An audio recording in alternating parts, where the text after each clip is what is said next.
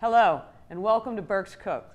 I'm your host, Kim Fees, and the purpose of this show is to educate you about some of the wonderful and locally grown food from right here in Berks County, and to inspire you to use these ingredients in your everyday cooking.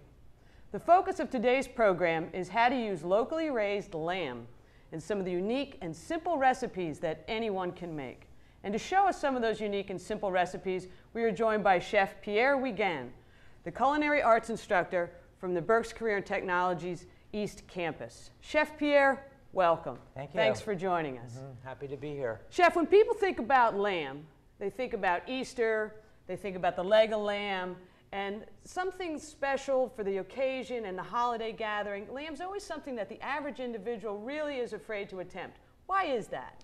Well, I think because it's not one of your regular type meats that we're used to using for the holidays, like turkey and ham and beef, but it's a little, intimidating. First of all, because it's expensive to buy a leg of lamb or a rack of lamb, and then when you buy an expensive piece of meat, you really don't want to mess it up. You don't want to ruin it. So you want to, kind of stay away from those types of cuts of meat. So today, you're going to show us some simple and easy recipes using ground lamb, correct? Absolutely. What do you have for us today? Okay, well, we're going to have a little basic meatball, lamb meatball recipe, and then I'm going to show you how to make a stew or a ragu and incorporate those two things together into something that's really delicious and tasty. What's neat about this is that with a minimal amount of cooking time, you have a lot of complex flavors that are all put together to make something really delicious. Great. What's the first step? Okay, the first step is to take our ground lamb. This lamb is Berks County lamb. It comes from Winterside Farm in Lenhartsville, and it was donated to us by the farmer there who raises the lamb. We have 1.5 pounds of ground lamb that we have in our bowl, and when you're making a basic meatball, you start with your meat, and then you have to think about the moisture and the binder, and then you think about your seasonings. And our binder today is going to be egg and bread crumbs.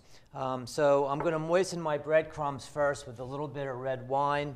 It's about 1.5 cups of breadcrumbs, and I'm going to drizzle 3 tablespoons of red wine on those breadcrumbs.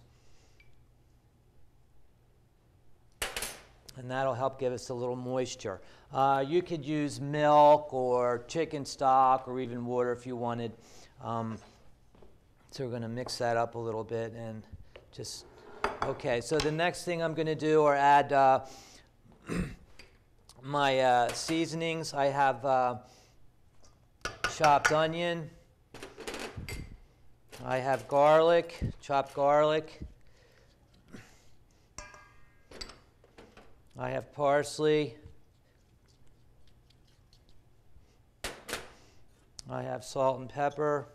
Salt and pepper, of course, is very important, especially the salt more than anything else. And with the pepper, there's a little cayenne, too, that's going to give it a little zip. And I have some herbes de Provence. Okay, me being French, rather than using Italian seasoning, I'm going to use some French seasoning. Excellent. And the French seasoning, the herbs, is a mixture of basil, oregano, thyme, and lavender. And then I'm going to add a little coriander to it as well. Coriander is a Middle Eastern spice, and it's available in seeds or ground. This is the ground stuff. Coriander is has a lot of aroma and flower, a lot of flavor to it. Okay, so we're going to take our egg and just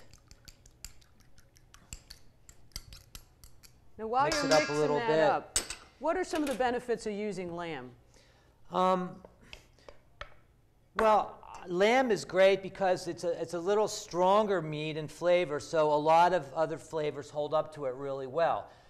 You could use curry, cinnamon, a lot of strong spices. It really seems like in a lot of different cultures that lamb is often used. Absolutely, especially in Mediterranean cultures, in Greece and Italy and Northern Africa, they use lamb a lot, and they use a lot of strong seasonings. It holds up really well to strong, robust flavors. And we have ground lamb here. What part of the lamb does that come from? Okay, today we're using the lamb that comes from the shoulder. The shoulder, you could use the ground lamb from the shoulder or the breast of the lamb. The fat proportion ratio of lean meat to fat is actually perfect. It's 20%, which gives it good flavor and moisture. Typically, you would use ground meat. The lamb would be from the shoulder or the breast. Right. All right. So we're mixing this up now. Now we're going to make meatballs here, Absolutely. right? And how many meatballs are we going to get out of this? Well, I think we're going to get quite a few. I'm looking at about, when I made this before, I used a slightly larger meatball, and I got about 18. And today I'm going to make them a little bit smaller. So I'm looking at maybe getting 24, just between 24 and 30. And of course, it just, depending on what you're using the meatballs for and what the size you're making them, that's how many you're going to get out. But Absolutely. All right. So you just mix that up really well? Mm-hmm. Now, do you have any tricks or tips on how to make that perfect little round meatball? Well, actually, I'm going to use a portion scoop. That way, I'm guaranteed that the meatballs will all be exactly the same size. All right.